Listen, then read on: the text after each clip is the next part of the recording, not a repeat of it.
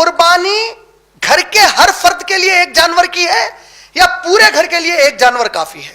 ترمذی volume number 3 حدیث number 1505، ابو ایوب انصاری رضی اللہ تعالیٰ عنہ سے پوچھا گیا اللہ کے نبی کے دور میں قربانی کیسی ہوتی؟ تو انہوں نے جواب دے کر کہا نبی کے دور میں قربانی ایک گھر کے لیے ایک جانور کی ہوتی، اور بعد میں لوگوں نے تکبر میں اس کو بڑھا لیا۔ اس کو دو طریقوں سے علماء نے سمجھایا ہے۔ ایک شخص ایک جانور قربان کر دے تو اس کے ماتحتین یا اس کے جتنے گھر والے اس کے چولہے میں کھا رہے ہیں وہ پوروں کی طرف سے وہ قربانی فرض والا عمل ختم ہو گیا۔ اس کو اللہ نے استطاعت دیا ہے وہ بڑھ کر جانور دیتا ہے بشرطے کے تکبر اور ریا نہیں ہے اس کے اندر، کیونکہ ابو ایوب انصاری رضی اللہ عنہ تکبر کا ذکر کرے، تکبر نہ ہو تو اجازت دی گئی ہے۔ کیوں اجازت کیوں دے دیے یا اس پہ ابھارے بھی کیوں؟ اس لیے ابھارا گیا کیونکہ اس کا گوشت غریبوں میں بانٹا جاتا۔ اگر کسی کے پاس خوب جانور دینے کی استطاعت ہے کا مطلب خوب غریبوں کو اس کا فائدہ پہنچایا جائے گا۔ تو جس میں امت کو فائدہ ہے، انسانوں کو فائدہ ہے، اسلام اس عمل پر ہمیشہ ابھارا۔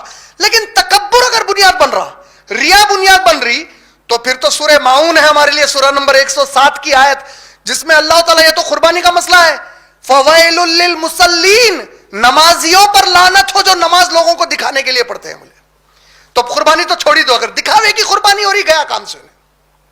ورنہ اگر ایک آدمی ایک جانور دے لیتا ہے، دیکھیے اب کیسا ہو گیا، کئی غریب لوگوں کو یہ غلط فہمی ہے ہر آدمی کے لیے ایک جانور ضروری ہے لہذا قربانی نہیں دے رہی۔ اگر اس کو یہ پتا چل جائے بھائی ایک جانور میں پورا گھر کافی ہے تو انہیں قربانی کا پابند ہو جاتا۔ اب جس کو اللہ نے استطاعت دی ہے دو، اب تمہاری نیت کا معاملہ اللہ کے حوالے ہے، وہ اللہ کے پاس فیصلہ ہے۔ اللہ کے نبی صلی اللہ علیہ وسلم کی عین سنت تھی دو زبردست طاقتور دمبے۔ محمد صلی اللہ علیہ وسلم کیا دیتے تھے؟ دو طاقتور دمبے دیا کرتے تھے۔ تو اس سے امت کے لیے علماء کیا نصیحت کریں؟ جو جانور خرید رہے ہیں دیکھ سمجھ کے اچھے گوشت والا طاقت والا جاندار لو، یہ نبی صلی اللہ علیہ وسلم کی سنت تھی۔ نبی صلی اللہ علیہ وسلم دو کرتے تھے، اللہ کے نبی صلی اللہ علیہ وسلم تو تکبر کرنے کا سوال ہی نہیں اٹھتا۔ اب یہ جو ایک والی نصیحت ہے کیوں ہے وہی بتا رہا ہوں میں، تاکہ جو غریب لوگ ہیں ان کو نصیحت ہو جائے بھائی تم ایک بھی دے تو تمہارے گھر کے لیے کافی ہے۔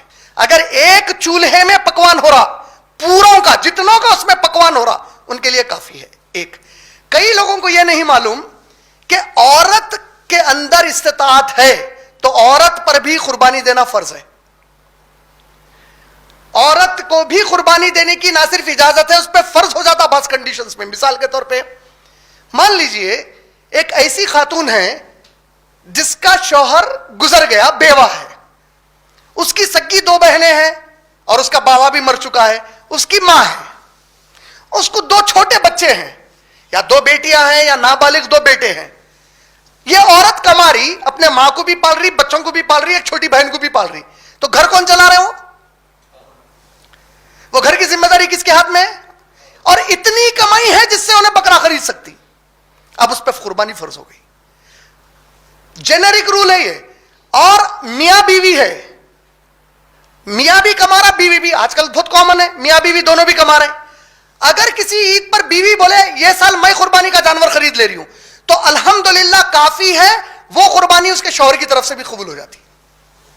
میاں بیوی مل کر بھی پیسے ڈال سکتے، گھر کے افراد مل کر کنٹریبیوٹ کر کے ایک جانور پوروں کے لیے لے سکتے، یہ پوری گنجائشیں ہیں۔